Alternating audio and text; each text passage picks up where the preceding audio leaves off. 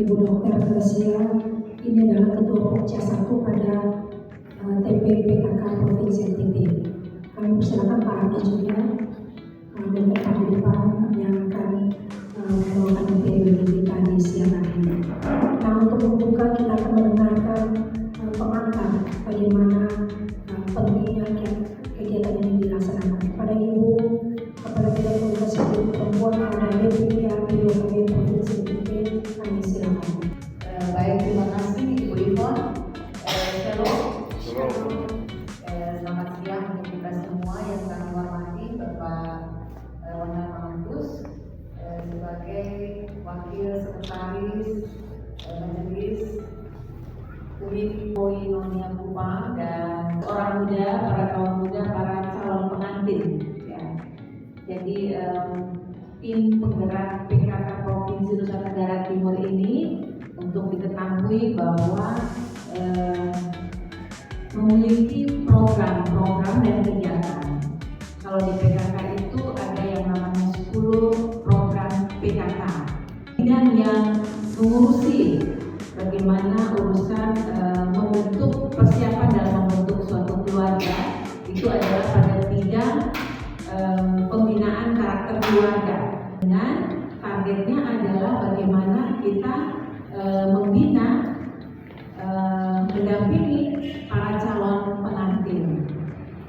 Nah, dalam pelaksanaannya PKK ini tidak bisa berjalan sendiri, maka dia bermitra, ya, atau berjejaring dengan pemerintah.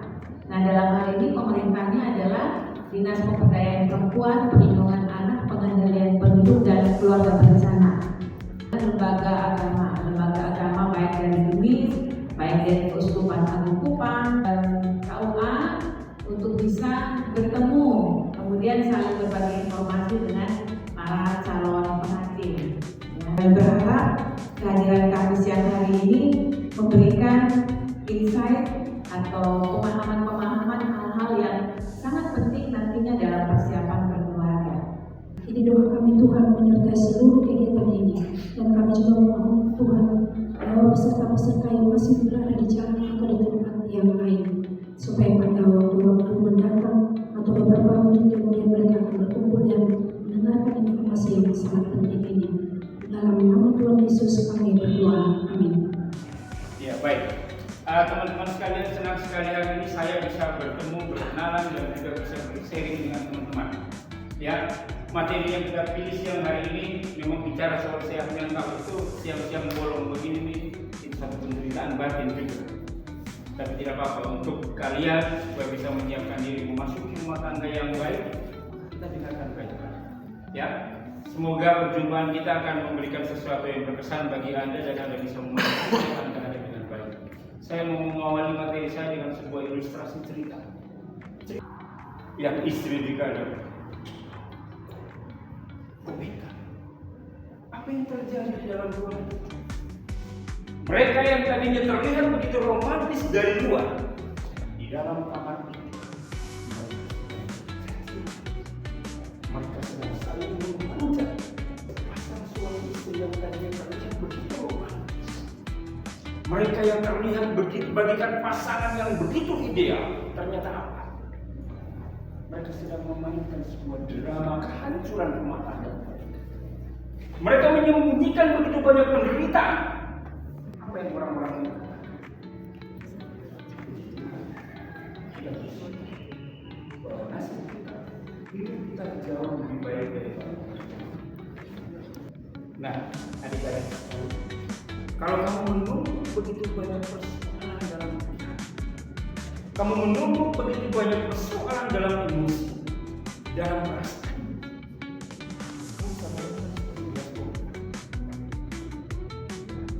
pada saatnya ketika kamu harus menumpahkan air putih bersih, di sini tidak akan. Maka setiap kali kamu menahan beban tisu ini, bukan beban tisu ini yang bertambah.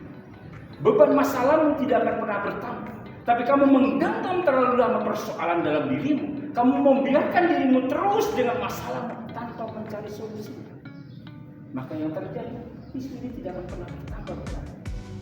Tapi rasa sakit pada tubuh, rasa sakit pada pikiran, rasa sakit pada perasaan. Caranya bagaimana? Caranya adalah lepaskan tisu ini. Biarkan dirimu menikmati kebebasan. Selesaikan persoalan. Jadi membangun rumah tangga, mari kita mengilustrasikan dengan kopi, mari kita ilustrasikan dengan tisu. Sudah paham? Boleh kamu berdua maju? Boleh? Boleh kita tangan? Sini lah.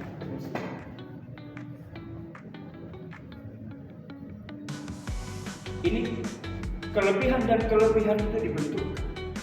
Tidak akan ada yang bisa mengisi. Pun demikian, ini tidak akan menjadi satu kekuatan. Silakan dipertemukan. Mereka akan angkat saya. Saya jatuh kemudian tanggung jawab. Kan saya punya ketua pokok. Turun lagi tangan. Kuat? Mereka akan angkat kuat tidak ini? Kira-kira? Tidak. Saya kasih ilustrasi. Kuat sedikit langsung. Tetapi kalau kamu yang perempuan dan kamu yang laki-laki mau mencoba untuk bergeser sedikit dengan kerendahan hati, mengisi di antara ruang-ruang kosong celah kekurangan itu dengan kelebihan, apa yang akan terjadi? Yang membuat lebih punya kekuatan, ya tidak? Nah, ketika ini sudah bersatu, kita balik. Ini jadi apa?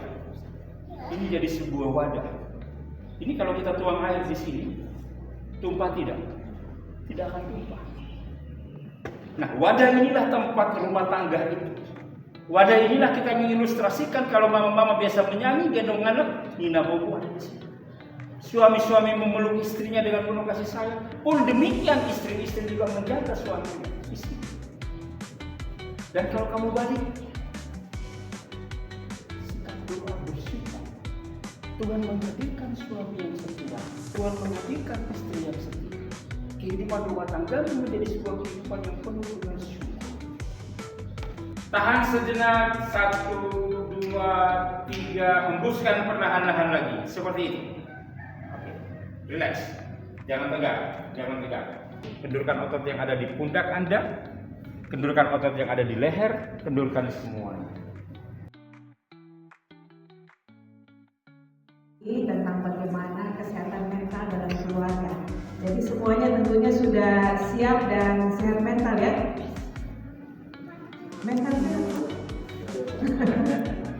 siapa yang minggu depan mau menikah? Yang maksudnya sudah siap untuk pemberkatan. Ada tuh yang paling dekat kira-kira bulan apa? Bulan Mei, bulan Juni atau kapan? Juni ya. Jadi tadi sudah mendengar dari Pak Abdi bagaimana kesehatan mental itu sangat penting, dan sekarang saya akan menyampaikan berbagi informasi. Kalau sudah siap mental, sehat mental, siap mental, tentunya siap juga untuk membentuk keluarga yang berkualitas ya. Jadi keluarga yang berkualitas itu yang seperti apa? Ini judulnya ini keluarga berkualitas, wujudkan kesetaraan gender dan penguatan anak untuk pencegahan stunting dan kekerasan perempuan dan anak. Tadi sudah disinggung-singgung soal bagaimana kesetaraan gender dalam keluarga. Kemudian sebentar kita akan lihat bagaimana juga untuk mencegah stunting, supaya anak kita jangan stunting dalam keluarga, dan tentunya juga dengan mental yang sehat tidak terjadi kekerasan antara suami dan istri, atau suami atau bapak dan mama terhadap anak, atau bisa saja dalam keluarga kita ada keponakan, ada saudara atau siapapun dengan kita merasa bahwa ya kita merasa aman karena kita semua merasa disayangi, dikasihi dan dilindungi. Ya. Nah, pertama adik-adik harus tahu kita di Indonesia ini kalau membentuk keluarga ini sangat-sangat penting. Sehingga keluarga itu ada undang-undangnya. Jadi kita bersyukur sekali bahwa di Indonesia ini ada undang-undangnya, dan kita di Indonesia ini pengertian keluarga itu terdiri dari bapak, mama, dan anak, atau bisa saja bapak dan anak karena mungkin mamanya sudah meninggal, atau bisa saja anak, mama dan anak, atau bisa saja hanya bapak dan mama saja tapi tidak memiliki anak. Jadi sekali lagi kita harus betul-betul paham bahwa kita di Indonesia itu perkawinannya hanya antara Adam dan Hawa. Kita kalau membentuk keluarga, tentunya kita berharap semua kita akan bisa memiliki keturunan. Jadi punya anak nantinya, dan anak itu, adik-adik ingat bahwa anak-anak kita itu mereka punya hak, namanya 4 hak dasar anak. Jadi hak anak itu yang pertama adalah hak untuk hidup, dan hak anak yang kedua adalah hak tumbuh kembang. Tumbuh kembang ini tidak saja hanya tumbuh itu artinya dia tumbuh ke atas. Tumbuh ke atas itu dia perlu makanan yang cukup. Kalau anak berkembang, itu artinya dia punya kemampuan bisa jalan, bisa bicara. Nah itu sangat dipengaruhi oleh kasih sayang orang tua. Kemudian hak dilindungi. Anak harus dilindungi pasti oleh orang tua. Nah anak di Indonesia itu dikasih batasan sejak di dalam kandungan sampai dia berumur 18. Nah itu disebut anak.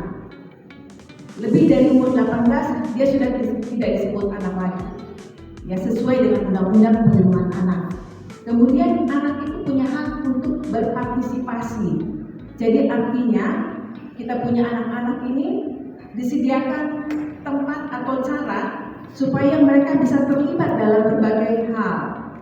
Jadi sekali lagi anak itu memang sekolah yang pertama, kemudian tempat mereka mencari perlindungan pertama itu adalah orang tua di keluarganya sendiri. Anak itu memang wajib dilindungi. Ada istilah bilang eksploitasi anak untuk bekerja. Kemudian banyak kita dengar ya di media sosial baca anak dilecehkan secara seksual. Nah itu sudah betul-betul melanggar daripada hak anak. Bahwa yang pertama itu orang tua yang dilindungi. Kemudian itu tentunya masyarakat, negara, dan pemerintah. Kita mau membentuk menjadi suatu keluarga yang berkualitas. Nah untuk menjadi suatu keluarga yang berkualitas, maka ini kita lihat di sini bahwa keluarga berkualitas itu pengertiannya adalah keluarga yang dibentuk berdasarkan perkawinan yang sah. Jadi sekali lagi, keluarga yang berkualitas itu modal awalnya adalah sah. Sah itu dibuktikan dengan adanya akte nikah ya. Kemudian sejahtera dan sehat, termasuk sehat secara mental, kemudian maju mandiri, jumlah anak yang ideal, dan seterusnya. Nah, keluarga berkualitas ini kita bilang dia berkualitas kalau dia memiliki ketahanan dalam ada 5 hal yang penting. 5 hal yang penting itu yang pertama, dia mempunyai legal. Artinya sekali lagi bahwa dia sah secara hukum.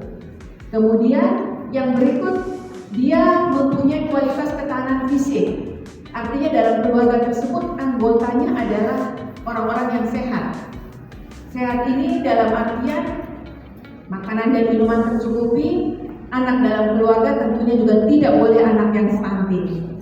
Sehat di sini juga berarti keluarga tersebut sehat secara mental. Kemudian tentunya kalau membentuk keluarga yang berkualitas, dia harus memiliki ketahanan secara ekonomi. Ketahanan ekonomi itu maksudnya sebuah keluarga dia harus memiliki penghasilan yang tetap setiap bulan. Ya besar kecilnya mungkin berubah, tetapi tetapi dia harus memiliki pemasukan yang cukup untuk bisa menghidupi keluarganya. Tentunya ketahanan sosial psikologi. Ketahanan sosial psikologi ini maksudnya dalam keluarga tersebut dapat menghindari terjadinya kekerasan terhadap antara suami dan istri, atau bapak mama terhadap anak, atau orang yang tinggal dalam kita sekeluarga. Jadi itu yang dimaksud. Kemudian kualitas ketahanan sosial budaya. Nah, di dalam kualitas ketahanan sosial budaya ini maksudnya sebuah keluarga dia harus mampu untuk bisa hidup bersama-sama dengan baik dengan lingkungannya.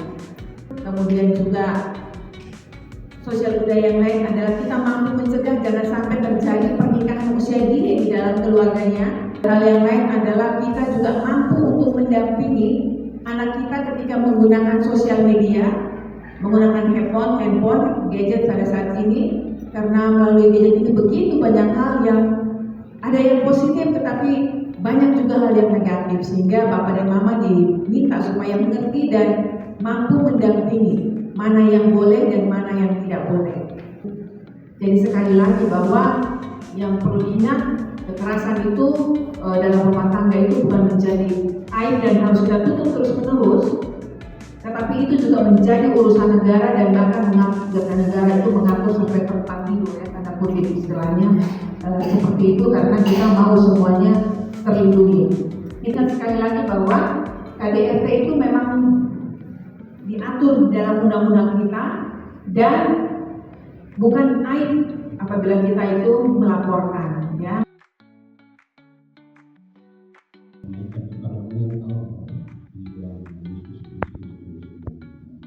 Sebenarnya kalau kami yang